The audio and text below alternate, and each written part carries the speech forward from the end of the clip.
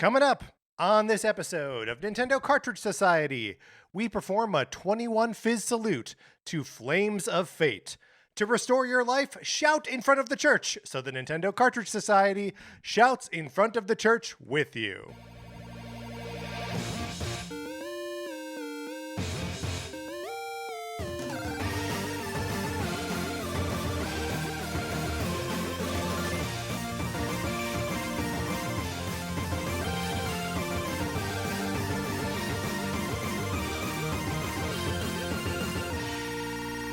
Welcome to Nintendo Cartridge Society. My name is Patrick Ellers, and I am joined, as I am always joined, by my co-host, Mark Mitchell. We've got a good show for you today. We're going to be talking about the news from the week, including an update on Dragon Quest XII. And then on Thursday, we are concluding the ABCs of Capcom on Nintendo. But Mark, in the meantime, how's it going? It's going great for me, Patrick. Ever since a couple of weeks ago, when I was losing sleep at night about your enjoyment of the Kirkland signature lime seltzer water, which I noticed you have not served me since. Right. Well, this time when I went, they had LaCroix, and so I picked that up. Yes. But it's an unusual flavor. It's blackberry cucumber, and so I'm eagerly anticipating your reaction. I will tell you, I think it's good. I enjoy the blackberry cucumber. And I think just as before, we will have to wait to see how much of it I've left on the table to know what my reaction to it is. Oh, no. I'm already squirming. This is too much. I will say I mostly only get the cucumber flavor-wise here. Mm-hmm. You can tell me that there are blackberries and also maybe a raspberry. What's going on here? Yeah, it's really unclear. The can indicates another kind of berry. And yet, it's just called. I've never had this before. It was in like a multi-pack where you have no choice. Oh, sure. Right? At Costco, It's just like, here's. They don't let you choose. They don't let you choose. It's just like, here's, I think it's like strawberry peach. If you blackberry cucumber. If you had to like assign a genre to the text on this can where it says blackberry cucumber, what genre would you ascribe to this font? Right. Well, like blackberry is almost like on an illuminated manuscript, and then cucumber kind of is too. It's the opening of Sleeping Beauty, I think. When they're opening remember when Disney movies used to start with like a big book opening, and then the animated part began. I feel like it would belong on one of those. I think that's right, and I think maybe I am seeing both the black B and thinking of like black beard. And also Barry seems like Jerry Brockheimer. So I'm like, this looks like a pirate font to me. I totally see where you're coming from. I think we're both right. Yes, I agree. I think Disney either way, right? All right, Mark, if people want to hear our stunning insights on Disney properties like possibly Pirates of the Caribbean, they can head on over to patreon.com/Nintendo Cartridge Society, where if they are supporting us at the 8 or 16-bit levels, they get access to our once-a-month episodes of miniseries like NCS at the movies. Yes, Patrick, myself, usually a special guest, are going to the movies together and then talking about it. We just released an episode on a Disney property, Mandalorian and Grogu, the new Star Wars movie, and we're pretty sure the words Star Wars do not appear in the title or on screen at all. Yeah. I don't think I think you're totally right. And then for June, we're going to be doing an episode in just a couple of weeks about Steven Spielberg's Disclosure Day. Yes, very excited for that. Mark, I saw someone point out, I mean, it feels obvious, but Mandalorian and Grogu is the first Star Wars movie to feature no lightsabers whatsoever. Right. But also, it includes no original trilogy characters. Oh, yeah. No one from the original trilogy. Right, that is a first. That's a first. Other than the prequels. Anakin, Obi-Wan, Yoda. Oh, you mean besides the obvious ones? Yeah. Oh, got it. Besides, like, Jabba the Hutt. The main characters. I see. Chewbacca. Interesting. Yeah. Interesting points. Anyway, yes, we're having a good time over there on NCS at the movies, but also we have other miniseries that are available there at the 8 and 16-bit levels, but also at the 4-bit level, there's some miniseries available there for you to listen to. And at the free level, we have some too. So yeah, that's right. Lots of fun stuff over there. head on over to Patreon, decide what you're comfortable spending, and listen to more of our shows. Another thing that you can be doing to interact with us is you could be getting into our Discord. Email us, Nintendo Cartridge Society at gmail.com. We will send you an invitation. You go in there, you hang out with us. A Nintendo Direct will happen at some point in the next couple weeks. Yeah, for sure. And we will be in there in real time with a bunch of other people who are watching these things obsessively. Pretty sure some people will have like the Japanese one running alongside the North American one. So like we're gonna get a holistic picture of this thing. I mean, we're really entering the eye of the storm when it comes to summer. That's true. Updates. What would you call those? We used to just be able to call this E3. But like the Summer Games Fest, the Sony State of Play, and a lot of those get talked about in the Discord. So now's a great time to join. Also, I was on Video Games, a Comedy Show again this week. 2 weeks in a row I've been over there. This time as part of a Space Solace. That's their sort of like draft, like a fantasy football style draft. This time we, instead of doing a console library, we did the year 2006, which is the launch of the Wii. So, who gets Wii Sports? Who gets... Twilight Princess. Oh yeah. Hotly contested questions. Mark, I'll have you know that I didn't get either of those, but I drafted multiple Nintendo games, but only ended up keeping one of them because of Ripley's. Yes, there's a chaotic element in these drafts that will arrive at the end of each round to destroy them.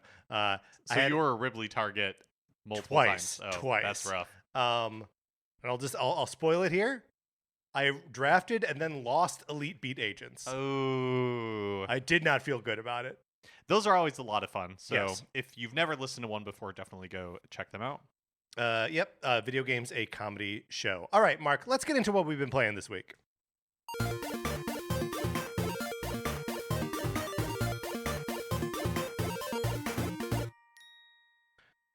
Mark, it seems like have been playing a ton of games. Almost uncharacteristically for you. No, it's true. You're like plowing through them. Well, I finished Pragmata. Yep. Like I finished that over the weekend, and then almost immediately. Well, hold on. Okay, yeah. Because I want to get to finished. You obviously like rolled credits, beat a final boss. Yeah, that's right. And at first you were like, stating that you are not a completionist kind of guy. Yeah. But that you were still a little bit compelled to like go back and look for more stuff. So I never returned to any areas, although Yes. you could. And the game doesn't really. It's very clear when you're like choosing what area to go to. There's like a shuttle that you take from like area to area, tram, I think they call it, and space tram, and you. It's very clear from the beginning. The game's like, here's how many collectibles are in each area. Yes. Here's how many of each kind. You have gotten like this many of each one. I never felt compelled to go back, but combat in video games is not something that I particularly enjoy or like try to get good at. I usually just brute force my way through it. But in this one, there are areas in levels that are like, you have to have a red key card to enter, and basically they're just like challenge arenas. You know that you're going to get swarmed by waves of enemies, and then at the end of it is usually some like reward, something for you to like build the hub out with, some stuff that you can use to craft updates for your or upgrades for your gear, all that kind of stuff. And whenever I had the opportunity, would always do those. Which to me is like a clear sign that the game, and for whatever reason, the combat in particular like clicked for me because I was electing to do those combat arenas. I really liked it. I feel this way about honestly most video games, that by the last couple of hours, I'm just like, yeah, I get it. I'm ready for this to be over with. And it almost doesn't even matter how long it is, because this game probably took me like 15. The playtime on my Switch 2 says that I played it for over 15 hours, but the time on my save file is like 12 hours and 30 minutes. but I don't know if that counts like times menu time, or right, or like when I died and redid a area, like if that doesn't count for some No, reason. I mean, you'd think it would, right? But anyways, I No. don't know how to account for the discrepancy. So between 12 and a half and 15 hours would be my guess. I do feel like video games like the only medium where like we allow or accept the climax, like the emotional narrative climax of a thing, to be multiple hours long. Hi. Like in a movie, that's like 12 minutes tops, Right. you know? So yeah, I do think that there's just like a weird pacing thing where it's like, well, it's the ending. It's got to be weighty. It's got to take some time.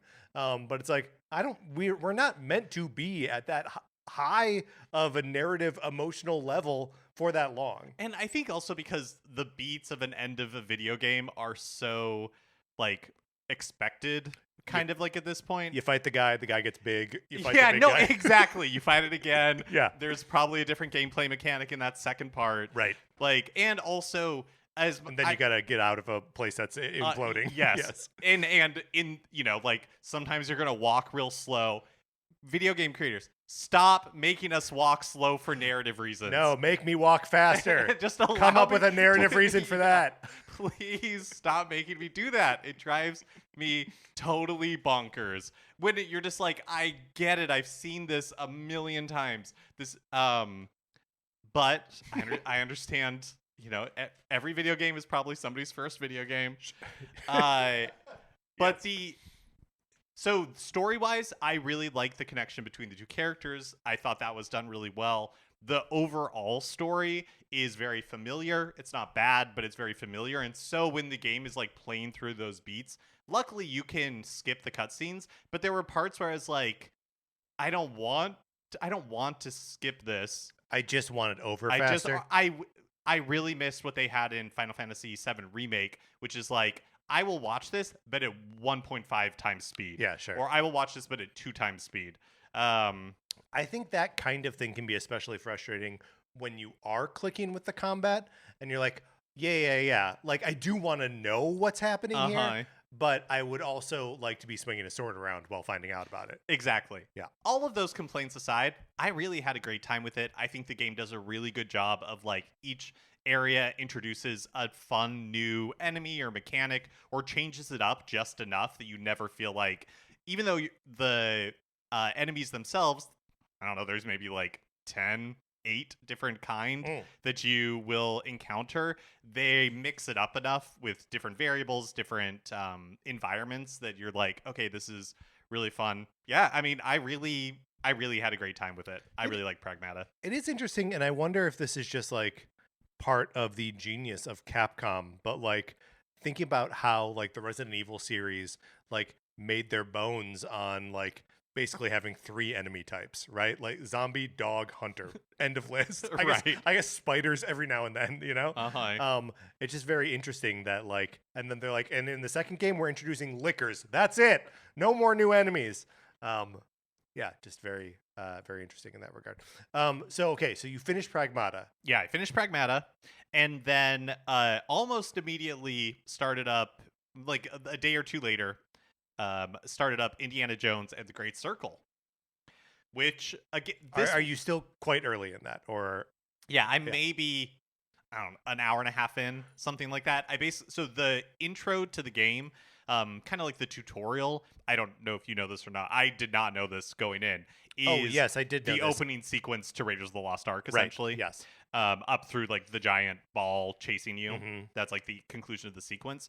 And then after that, I'm at the Vatican. I don't know that that's like a spoiler, but it's early enough in the game. Some people would call that the opening of Raiders. I would call that the Indiana Jones stunt show from Disney World. Yes. Yeah. I mean, both are true. They're not doing the big ball right now because a couple of weeks ago, maybe a couple of months ago, Did someone get hurt got off the big track. ball? It bounced off the track and almost into the audience. But a cast member stood in front of it and got totally wrecked. So hold on. But the big ball is actually heavy enough that it could wreck someone? Yeah, apparently. But I mean, maybe even if you try to make it out of light material, it's still a big ball. It's still a big ball. And it has momentum. So, yeah. How do you think they got the ball that smooth? I don't think it is smooth. I'm saying within the sorry, I'm declining a phone call. Within the fiction. Look, there's an election tomorrow, so I don't know about you, Mark, yeah, but yeah. I've been getting phone calls and texts basically nonstop. I submitted my ballot yesterday, so I'm done. Thank you, everyone. Robots, Big Brother, hearing me. You should not call me, contact me anymore about voting. Yeah. You mean in the fiction of the world? I don't care about that question. You're enjoying Indiana Jones. Yeah, so far. I am. It's I played Pragmata on normal. You know, I've talked about in the past, I very often will play games on like easy or casual. Like I played a little bit of Metroid Prime 4 on normal and was like, nope, I don't care about the combat in this enough that's right. to want to do this. But I played all of Pragmata on normal, and I'm starting Indiana Jones on normal. I can tell I'm going to be pretty bad at the combat, I think, because it's a lot of like, they want you to parry and block and stuff like that with like punches. Well, and they want you to do like environmental takedowns as well, too, well, yeah, right? that part is super fun. Yeah. Like, yes, a lot of, again, I'm like an hour and a half in, but a lot of it at the beginning is like trying to be stealthy. You're trying to sneak into this place. And so, it's trying to sneak up behind enemies, knock them out, pick up their bodies, and find a place to hide the bodies so that way other people walking around don't stumble across it. And it's remarkable in the early hours, once you get past the Raiders of the Lost Ark stuff, how well it evokes what I love about the Indiana Jones movies. And it really does a good job of, again, early in the game, but like of capturing that spirit.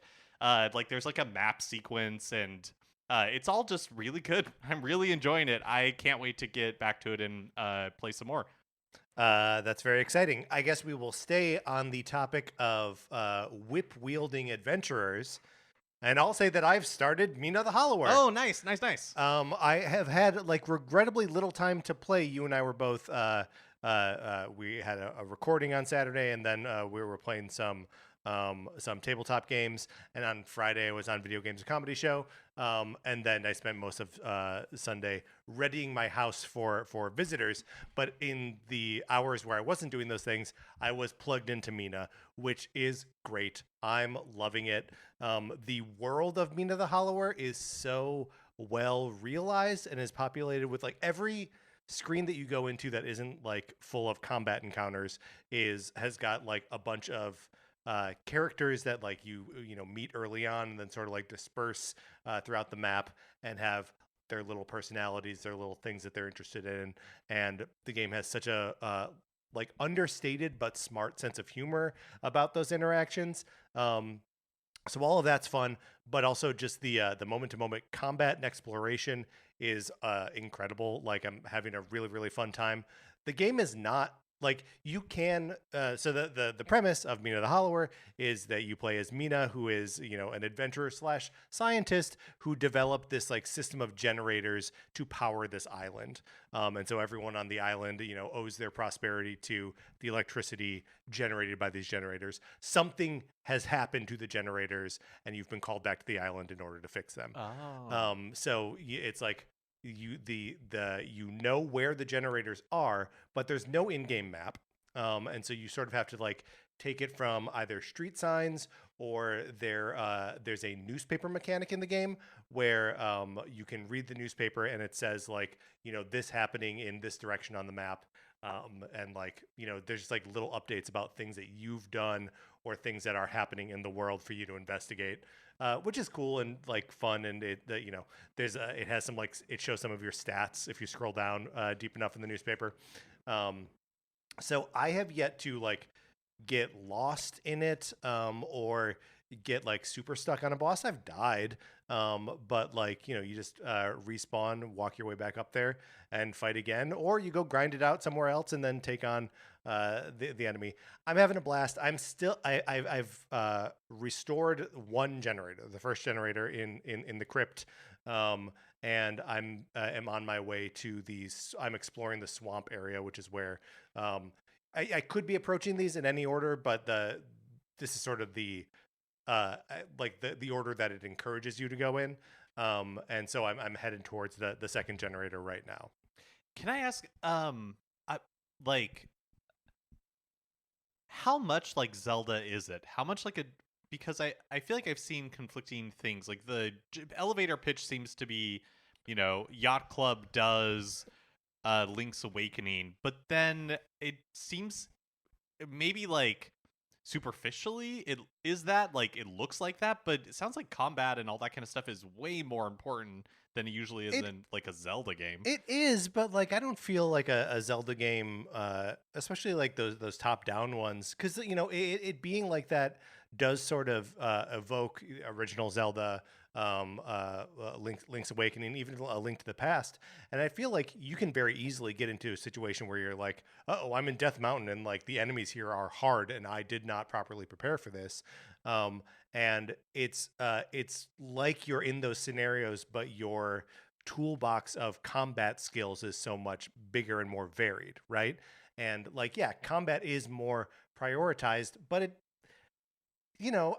and maybe this is an obvious thing to say, but like combat's just another mechanic, Yeah, I don't mean I don't mean it in a bad way. The combat is like more emphasized. I'm just trying to get a beat on like, would you call it a Zelda-like if that's not how it is kind of yeah. like... No, I mean, of course I would. I think it's definitely a Zelda-like. I think it actually has a lot in common with Secret of Mana in that regard, because so much of Secret of Mana is just like going through maps and like fighting the things that you find there and leveling up, and like also sort of like obtuse exploration. Although Mina is such a clearer, easier to read environment than the Super NES Secret of Mana is. But there are like puzzle mechanics.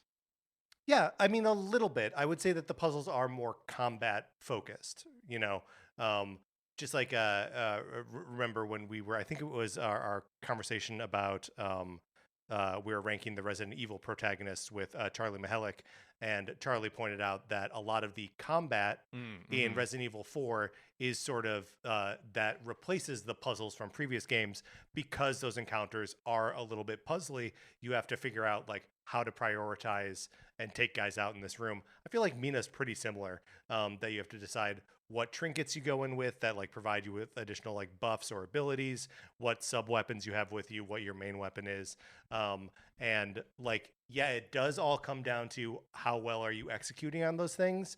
But like, I don't know, in my mind, it feels like it is, there's like some of like, it's less combat focused than like Hades, for example, which is like all combat.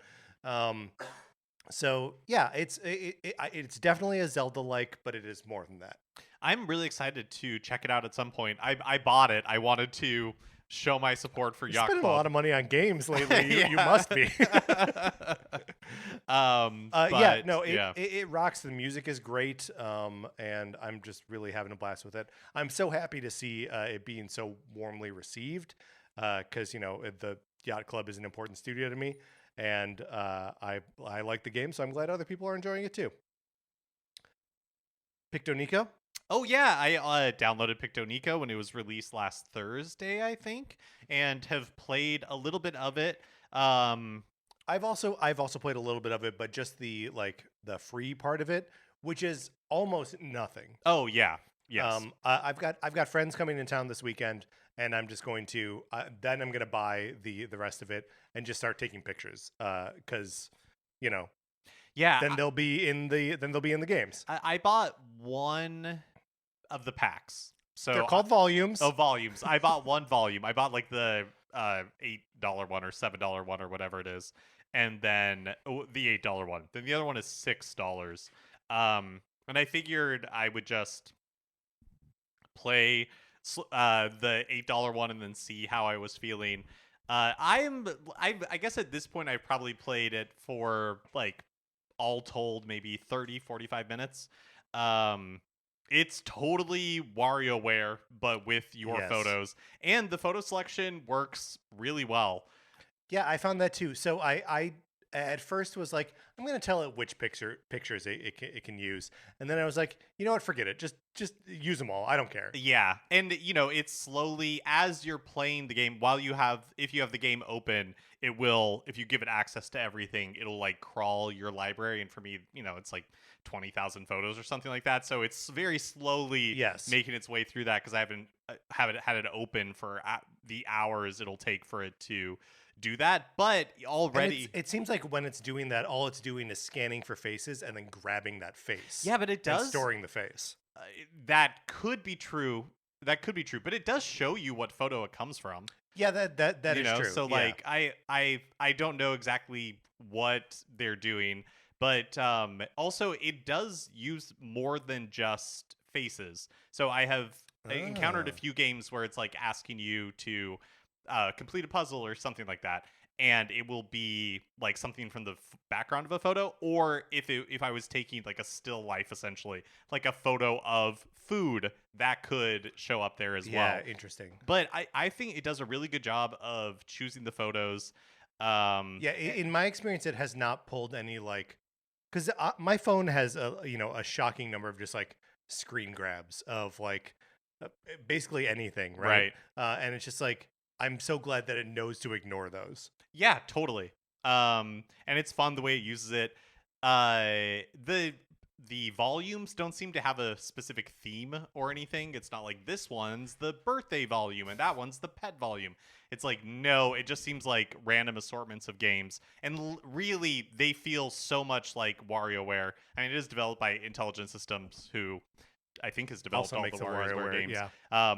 But just with your photos. The main mode is stages, and it's a really simple world map that just goes from like level to level, and each level is you doing 10 micro games, and then they just kind of get like harder, more complex. You might play the same one like 3 levels from now, but now it's faster and asking you to connect 4 things instead of like 2. Yeah, which is again the WarioWare type thing. Exactly, and that's something that I think we weren't totally clear on if that was going to be part of this package or not. That like the original announcement was like with over 80 games, right? But not knowing that each of those games has multiple levels of difficulty, which does that adds something to it. And some of the levels have like a little gold key icon, which when you complete that level will unlock other modes in the game, like score attack. There's one called like random 10. But I don't know what happens when you complete everything. You know how in WarioWare when you're playing a character's thing, there's like a story beat or something like that. There is no story in this game at all, so I don't know what happens when no even connective tissue. It's just like, here's the next one. Yes, yeah, exactly. But honestly, like it has been super fun to see photos that I'd forgotten about, people that like really old photos where it's like, oh my gosh, like this is me and my husband when we first started dating, or my nieces and nephews when they were babies, or my parents from 10 years ago or whatever. Like, the surprise and delight part of it is very real to see these things pop up. Yeah, I do think it is interesting, though, that for that to work, you do have to say, yep, any photo on my photo roll is fair game, right? Right, or if you wanted to, like, curate an album or something like that, which you could totally do. Which you could totally do, but also by the time you're doing that, you're already remembering those pictures, you know what I mean? Right, and you can, of course, just, like, take photos... Right, within the app. For the purpose of using them in the games. Yes, but it's weird. It's exactly, we used to say that WarioWare would make the perfect mobile game. I just have a kind of like blinders in that I've never really connected with mobile video games. That's just not how I want to play games on my phone. And so I don't think I'm going to be going back to it that often, but I can't wait till the next time I have family together. And I think this will be like super fun to play with my nieces and nephews. Yeah. I'm also interested to try it out this weekend when my friends are in town. We're also doing a Disneyland day, so like I think that'll be a fun like time killer in line. Oh, totally. Yeah. So yeah, I'm looking forward to that. Last thing that we've been playing, both of us, is the Tetris 99 Yoshi the Mysterious Book Tetris Maximus Cup. Sarah and I kind of double teamed it on Sunday, trading off games. It felt like the competition was alive, or maybe I wasn't totally on my game. But the best I did was 10th place. Oh, uh-huh. And normally I eke out a first place in these, but not this time. This was my first time playing a Tetris 99 Maximus Cup with the Pro controller. Oh yeah, okay. Because I had my Switch hooked up to the TV for both Pragmata, and then I was playing Indiana Jones that way in the beginning. And I will say, I think Pragmata, I know different engines, different like world design. Pragmata is very linear, like all that kind of stuff.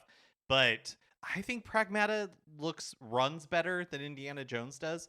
Indiana Jones, especially in the opening, I noticed a lot of like almost like texture flickering, because as you're like advancing things, like the resolution increases and stuff, and it's pretty noticeable. Although later in the game, or once I got a little further in, maybe I just got used to it, or I didn't notice it as much. Whereas I don't really remember seeing that sort of stuff with Pragmata. But either way, I was playing both of them on TV, on docked, because I wanted to experience big games, what the Switch 2 screen. could do. Yeah.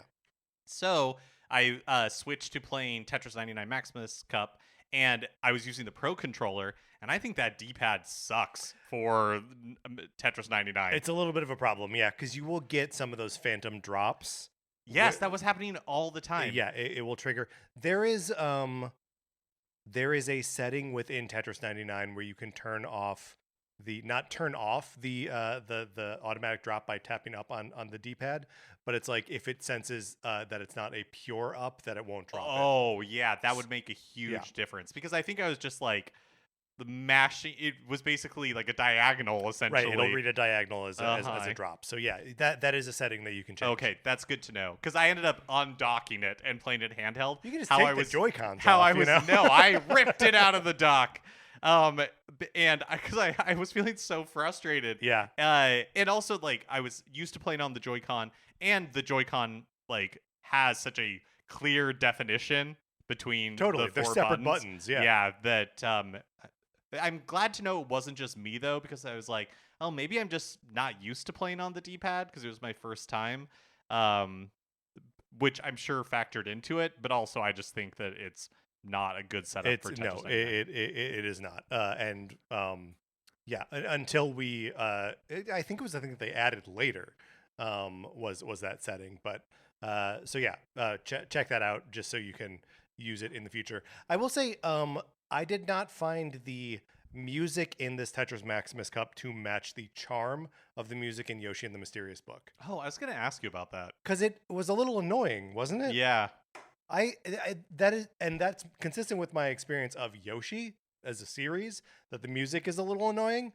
But that is not how I viewed the music in the most recent game. So I don't know, a weird, kind of a weird theme in that regard. Yeah, I didn't find it particularly memorable. Some of them are a lot of fun, but yeah. All right. Well, that's what we've been playing this week. Let's get into the new releases and what we might be playing next week. Look, just when you think you got Nintendo figured out, you think you got their patterns down, yeah, they throw a curveball. So, Nintendo Music. We were feeling so confident, feeling so good that Thursday was the day. I was reviving my chorus of Nintendo is a Thursday company now. And then last Thursday, they gave us the soundtrack to Pikmin. And we were like, yes, another data point. Another data point. Our clearly plotted line that we understand. This is a line we understand. But then, yes, yesterday on Monday, June 1st, Nintendo threw us a curveball and dropped a pretty major update for the Nintendo Music app, including CarPlay and Android Auto support, plus a new web player, so you can go to a website and access it from your browser. Now that's nice, because that means that we can listen to it on a computer. Yes, that's right. Plus, they over 100 tracks from Mario Kart World, which still is what, a 1/10 of the tracks. Yeah. So they focused on races and battles. So mostly new music from the game. And then apparently the free roam tracks are planned to be added via updates in the future. Before we start recording, I had questions about this, but I saw that Wario64 had a post saying that there would be the free roam tracks, which for me are like that's the stuff I'm really looking forward to. Yes, I mean the free roam is where the game is at its weirdest, and then I think it's most interesting.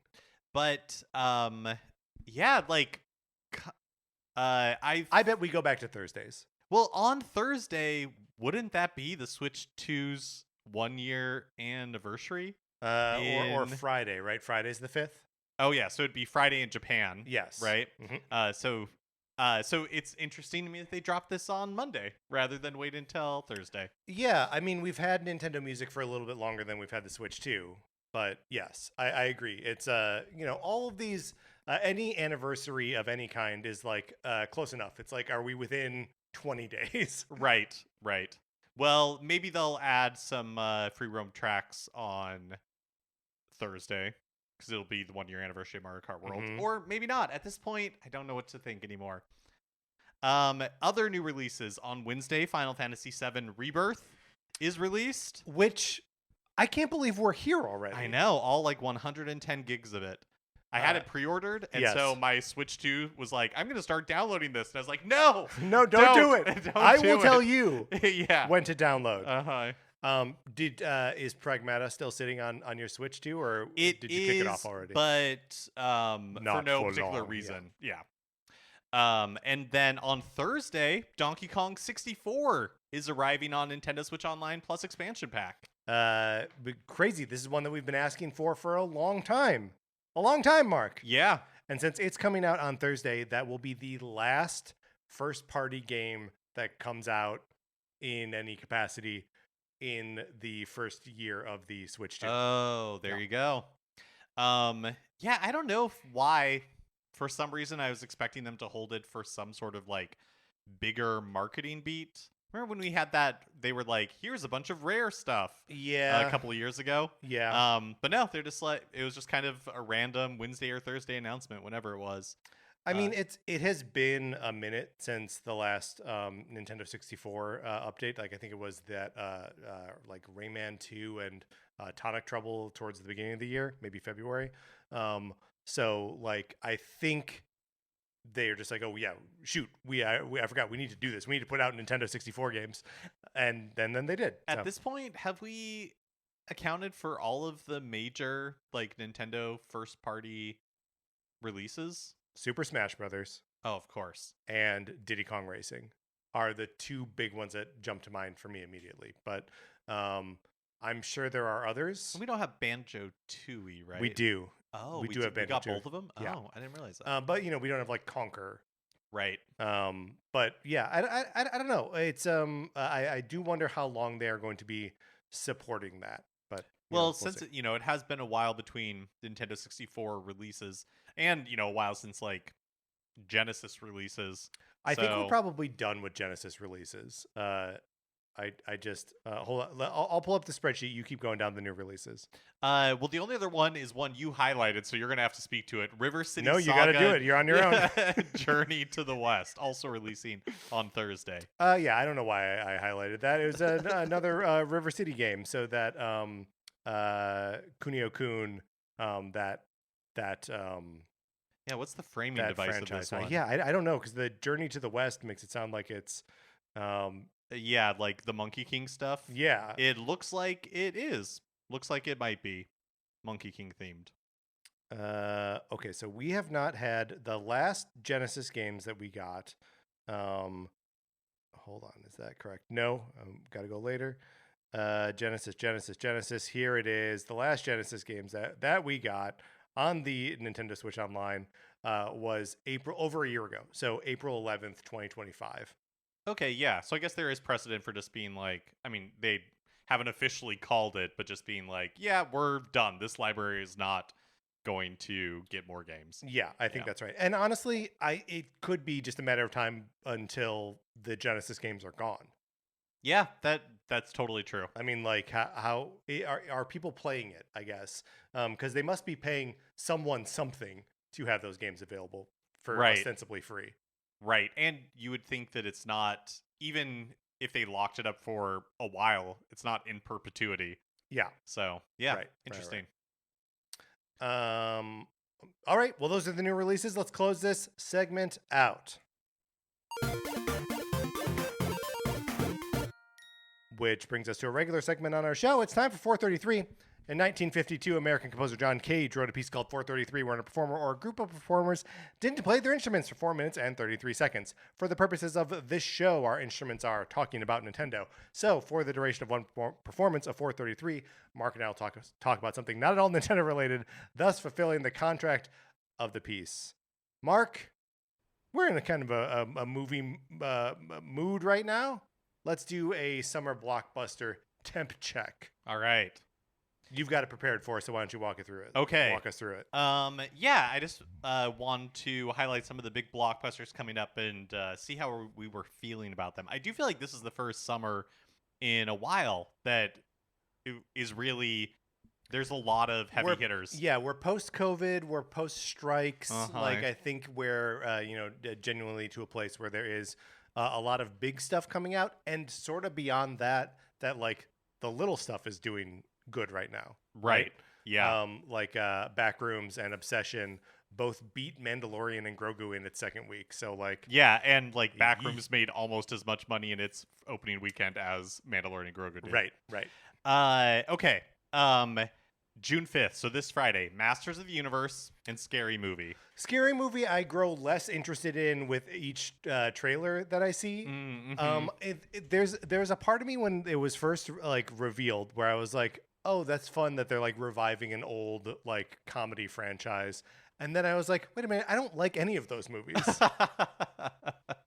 How are you feeling about Scary Movie? I know what you mean. There's definitely like a jolt of nostalgia for that. Yes. It's like when I hear on the radio a song from when I was like in middle or junior high. Yeah. And I didn't like the song at the time. Right, but you do now. But it just reminds me of that moment in time. Yes. Masters of the Universe, I think it looks like dirt and could not care less about this. I don't care either. I am curious to find out if it's like knowingly campy and funny and like gay and fun, because I think it could be those things, but like I don't know, I feel like the degree of difficulty on executing that is pretty high. And I don't care anything at all about He-Man, so my basement expectations there. Hopefully Alison Brie is having fun. Hopefully she like... Is Alison Brie in this movie? Yeah, I think she is. Then I hope she's having fun. Yeah, I hope like she gives a good performance. I don't really have a lot of hope for anything else going on there. June 12th, Disclosure Day. Spielberg. I'm excited about that. I think Spielberg this decade has only made 2 other movies, West Side Story and The Fabelmans, and I think they're both great. So, and going back to the well of like aliens and it's kind of spooky. That's exactly what I want from him. But the thing with Spielberg is not that I think his talent has changed at all, but do people care? Is Steven Spielberg a blockbuster name anymore, or is he like a 70-something-year-old man? Yeah, who I mean that's definitely true. Like yes. We are kind of the youngest generation that cares about Steven Spielberg, I think, and we're old. So yeah, I'm also whether or not the movie does big business, I'm excited for it as just. I hope it's good. I think it.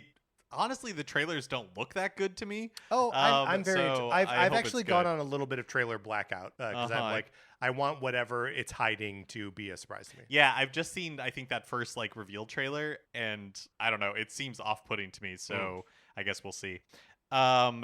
And then June 19th, The Death of Robin Hood. No idea what that is. So Hugh Jackman is in this movie.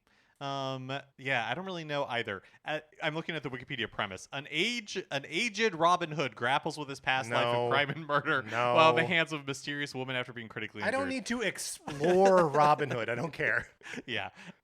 Toy Story 5. Yes. June 19th. The Toy Story movies are good. Yes. Yeah. June 26th, Jackass, Best and Last, and Supergirl. The Jackass movies kind of miss me. I don't get it. I think it's so we saw a trailer for this when we went and saw I Love Boosters. Yeah. And it's well, I guess we'll never know.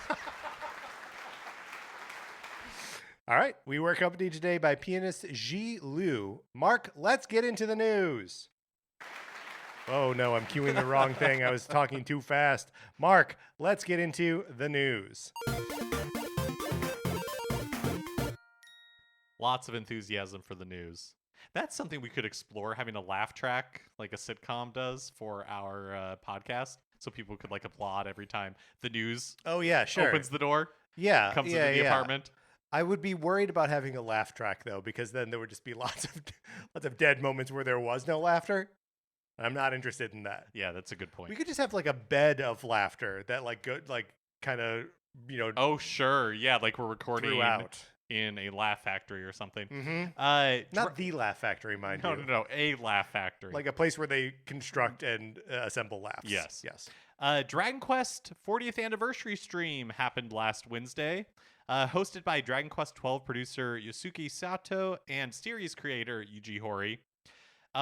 Not that long, a little less than 10 minutes, and 2.5 of those were eaten up by like a montage at the very beginning where they played the Dragon Quest theme like twice, just like on repeat back to back, and then showed the logos and screenshots from each of the games. As much as I think they've done a wonderful job of marrying that theme to the series that is Dragon Quest, we need new music. Well, and it's a great theme. It plays over every trailer. It plays over every trailer. It's a really good theme, but I think possibly that has disguised how like a lot of the recent music in the series is just bad. Yeah. So they're like, well, we will just continue to use this theme. Great theme though. Anyways, big news. Dragon Quest XII has been rebooted and has a new subtitle. Beyond. Oh no, wait, that was Metroid Prime 4. Yes. No, this is Beyond Dreams. Oh, that is funny. Yes. I wasn't even thinking of that. Yeah. So yeah, Dragon Quest XII, they were just like, yep, we restarted development, so this game is still a ways out. We're totally, we retooled it. We're totally refocused. So it's now Beyond Dreams. And truly the last time that we had heard anything about it was 5 years ago, right? At the 35th anniversary stream. Yeah. Where the subtitle was revealed to be Flames of Fate. Yes. And where we started to either learn or intuit that it was going to have a darker tone. So I looked it up or more grounded because tone. we had talked about this off mic. Like, was that something that people were just assuming because of Final Fantasy 16, or was that something that was actually talked about? And yes, Yuji Horii in interviews around that time was talking about how they were going to change up the combat, and it was going to be a little bit like darker, and the main character would be wrestling, with like bigger themes and like all this kind of stuff. So it wasn't just people or like rumors or people intuiting it. It was like, no, this is the stated... It wasn't a collective hallucination. Yes, this was as like... sometimes happens. Exactly. This was a stated goal of Dragon Quest XII Flames of Fate. And seemingly, based on what we've seen, they showed a little bit of footage, and you're just like, yep, this looks like a traditional Dragon Quest game. It does. With characters based on designs from the late Akira Toriyama. We see that main character, or at least I perceive him to be the main character. Yeah, he is the protagonist. The purple, like, spiky hair on top and like shaved on the sides. It's a strange hairstyle. I don't understand. It doesn't work for me. No. But whatever. I've played games with worse hairstyles in them. Fire Emblem. Engage. Thank you. I was just going to say Alir because that's the character's name. But we see him like start the sort of like demo or like the part that looks like gameplay by like jumping down from a cliff. So it's like, and we don't see any combat, right? I don't think so. I assume this will be menu-based combat. I just wonder if there's a little bit more, like acrobatic in the world traversal or what. Yeah, I wonder as well. Yuji Horii makes a point of confirming that the game will feature Akira Toriyama's characters and music from Koichi Sugiyama, both who died since 12 was first revealed 5 years ago. Yeah. And so I wonder if their deaths plus, Yuji Horii is getting up there, plus maybe the reaction to Final Fantasy 16 made them think, do you know what, let's make this a more traditional Dragon Quest. Yeah, well, and what's so interesting about that is like all the Dragon Quests are like traditional Dragon Quests. Even the ones that are like bigger swings like 9 or 10 are like still tonally pretty similar to just like what Dragon Quest is, and the look is basically always the same, Yeah. right? And what we were thinking we were going to get from Flames of Fate was going to be a departure from that, like tonally. And I think it is really wise to be like, no, we should just embrace what this series is, right? It doesn't need to be an experimental, like that's where Final Fantasy lives. It doesn't have to be where Dragon Quest lives. Well, yes, I think that's true. I do think that that's wise. I think, But you're thinking about it in terms of like passing the baton to the next generation of developers and creators, or even more, I'm thinking of it as like, I feel like, and this I think is conjecture, is that as part of the pivot, the original pivot for 12 to be a little bit darker, a little bit like to change things up more, was in an attempt to make it more successful outside of Japan. yeah, interesting. Because I think that was the goal with Final Fantasy 16, right? The goal was to make it a little bit more like Game of Thrones, because Final Fantasy in a lot of ways is like a dying series. Right. In fact, there was a interview with oh geez, I'm embarrassed that I can't remember who it was, but a developer of a recent, it was Monster Hunter Stories 3, the director of Monster Hunter Stories 3, and he was saying that like traditional RPG franchises like Final Fantasy, their fan base are middle-aged people. Their fan base are like us, like 40-year-olds, right? They grew up on the series. Which is why they can make a trilogy remaking Final Fantasy VII, because the olds will buy it. But they're really like pretty stuck on what on what Final Fantasy is, and they don't want it to change. It's kind of like the comic book problem. Like, it's a problem with like a lot of this stuff that has like an aging fan base. And I think Dragon Quest is I think they are aware of that. They're aware that the series was never that big outside of Japan. And so I think initially 12 was trying to break that open, and then for one reason or another they decided to regroup and be like, and who knows, we saw so little of this game, right, that maybe it will end up being less traditional than we think, but definitely the world feels very like, they showed a castle and I'm like, is that just the castle from 11? Yeah. Like, well, and it's a little bit the like the Pokemon problem, right? Or at least the problem that Pokemon has been so good at getting out in front of, that like we're talking about Dragon Quest XII. Dragon Quest XI came out on the PS3 originally. Yeah, it was 7 years ago that it came out on Switch, which was like a late in life port over to a system that more people had. So like it, there is a whole generation that went from like not knowing that games existed to young adulthood without ever getting a new Dragon Quest game. And meanwhile, there were 4 of them on the NES, right? So we had multiple opportunities to fall in love with the series when we were young and then become like lifelong fans. And I feel like Final Fantasy obviously did a killer job of that. Maybe not in the West as far as like the NES is concerned, but there were basically 3 entries on the Super NES, 3 entries, 4 if you want to count Tactics, on PlayStation 1, another 3 of them on PlayStation 2, and then just development slows from there to the point where an entire generation can go by and there'll be like 1 numbered entry in the series, and that's how you lose. That's how you lose people. You know? Yeah, I think it's a real catch-22 because the expectation for what those games are so big, so it takes a really long time. Yeah, and I just wonder if there's like if anyone is finding any success with, if Square-Enix specifically is finding success with like, okay, here's Octopath Traveler. Is this now a series that like is bringing in new people that are like, will be excited about it when they're our age, playing, an Octopath 2 remake or whatever. Or like, are they throwing good money after bad there? I just don't know. Yeah. I mean, the reception for Octopath Traveler 2, even though I think the reviews were better than the first game, it sold worse than the first game. When I feel like that's the same story for Zero as well, right? That like Zero was reviewed pretty well, but I also like don't hear people talking about it. I forgot that game came out. Yeah. I don't know. I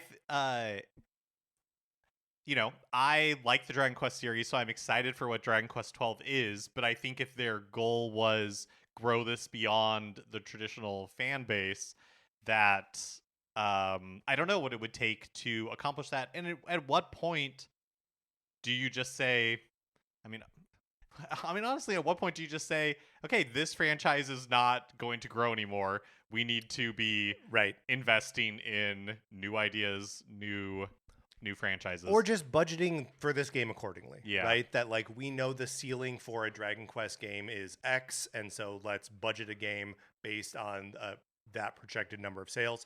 Maybe we do a particularly good one and it sells more, but like you don't treat it like a huge AAA game that you expect to sell 8 million copies, right? And I think that just has to be like how it's approached. Yeah. I don't know. It's tricky. It's definitely tricky. Very much is. But it was, Oh, sorry. There was another thing that I want to talk about here. That it is very much like what we talked about. Obviously, there's a parallel here to Metroid Prime 4, right? But there's a sort of second parallel. That's something that you and I talked about in our episode about Metroid Prime 4. That as they were developing the plains, the desert, whatever it is, between all of the like actual worlds that are Metroid Prime, and you're just like skating around on this hover bike valley, or something. Soul Valley, and the name of the bike is the Viola. Yeah. Okay, got it. We remember everything. That or Viola. Well, I mean, whatever. That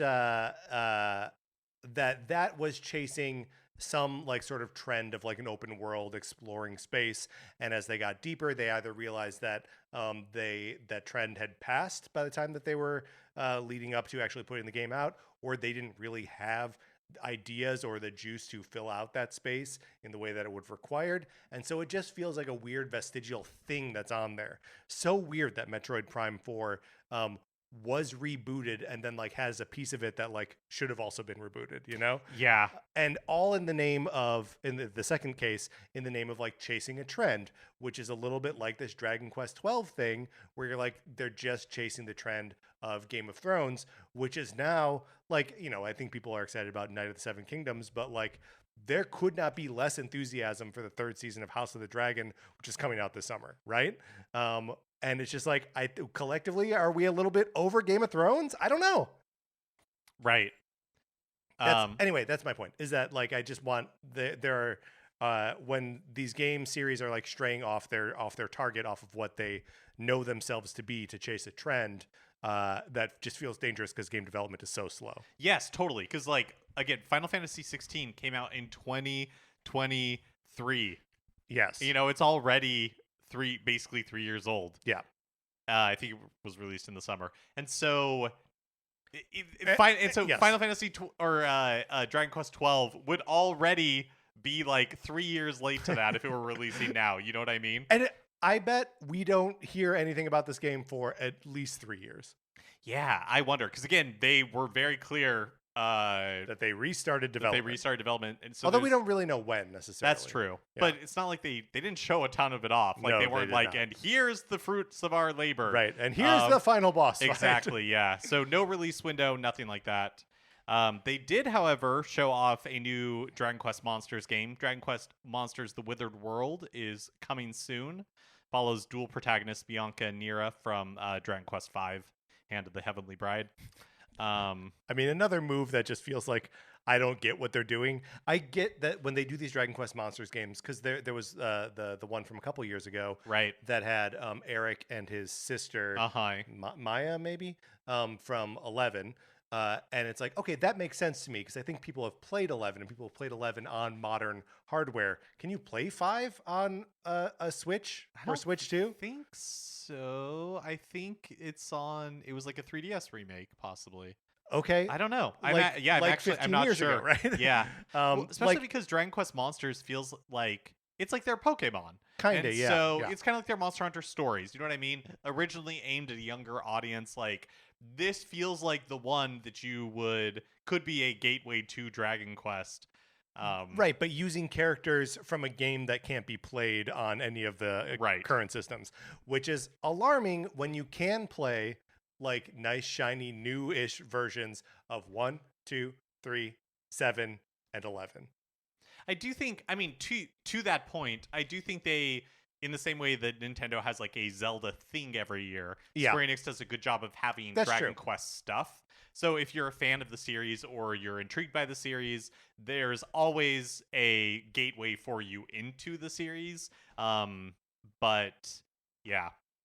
Man, I tell you what, they gotta now that we're in a post-Pocopia world, they need to get to work on a new Builders game because that I think now that people know that game type exists, although Builders has the Dragon Quest Builders has combat in it, which makes it inherently different from Pocopia. So maybe I don't think they're gonna like go back on that and make it so that like you're a slime greeting Right. a wyvern or whatever.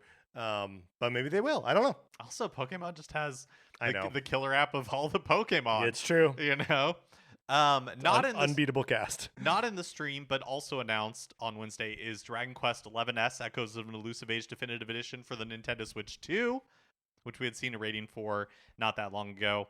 The new edition is basically the same content as the Switch version, but introduces some new optimization modes allowing you to prioritize graphics or performance. Yeah, so those modes, those are just like graphical modes or like frame rate or whatever, and not they're like no additional quality of life improvements or anything like that. Seemingly, yeah.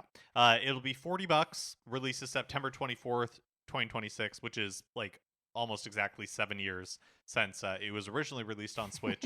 The save data doesn't transfer. So if you played the Switch 1 version, you buy the Switch 2 version, you can't carry your save over. And there's no plans to sell and upgrade separately for people who already own the Switch version. So, like, this is a pass for me personally. It's a pass for me personally, yeah. too. But, I can imagine a scenario where many years down the line, I'm like, oh, I'd like to play Dragon Quest XI again. I'll buy the Switch 2 version on some like deep sale at some point, as these games tend to go. But yeah, totally. I think the Switch version is on sale for $20 right now. Yeah, there you go. Weird that there is no upgrade path here. But typical for how the way Square Enix has done most of their releases. Yep. Also last week on Thursday, Activision revealed this year's Call of Duty entry, Modern Warfare. Werewolf. Modern Warfare 4, developed by Infinity Ward.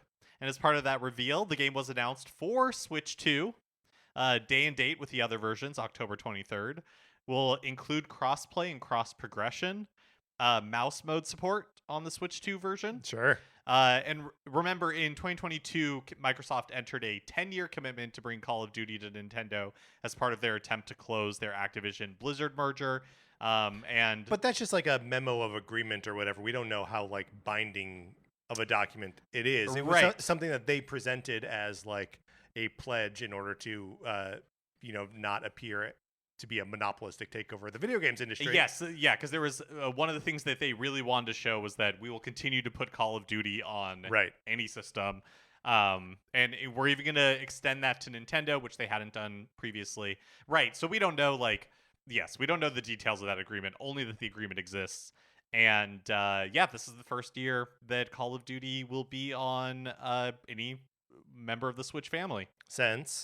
Well, the last Call of Duty game on Nintendo was Ghosts for Wii U in 2013. And, that was... I assume that was very successful.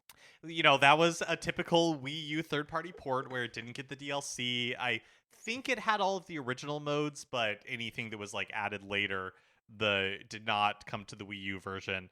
What they've said so far about the Switch 2 version is promising.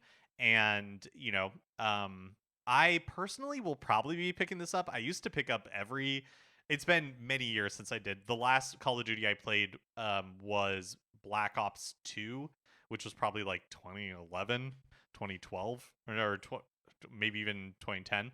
But so it's been a long time. But you're in a new era of games now. The Switch 2 has genuinely unlocked something for you. Well, that I don't think we've seen throughout the run of this show. Well, Mark. third-party games are new third-party games are coming to Nintendo platforms for the first time in a really long time. And they're looking and playing pretty well to the point where you've played Final Fantasy VII Remake, Resident Evil Requiem, Pragmata, you're playing Indiana Jones. Yeah. you're gonna play this. It's exciting. Yeah, it's kind of cool. Exciting times that we live in. Yes. Last week, Valve announced that they would be increasing the price of the PC handheld Steam Deck. So the 512 gigabyte OLED model goes from $550 to $790. Woo! The 1 terabyte OLED model goes from $650 to $950. $950. In both cases, it's not quite a 50% increase, but almost, right? It's like 47%-ish, something like that, which is huge. Yeah. And obviously, the Steam Deck is not a Nintendo product, but I think in a lot of ways, the handheld Steam Decks with like their docks are sort of the like obvious competition for the space that Nintendo takes up with the Switch 2.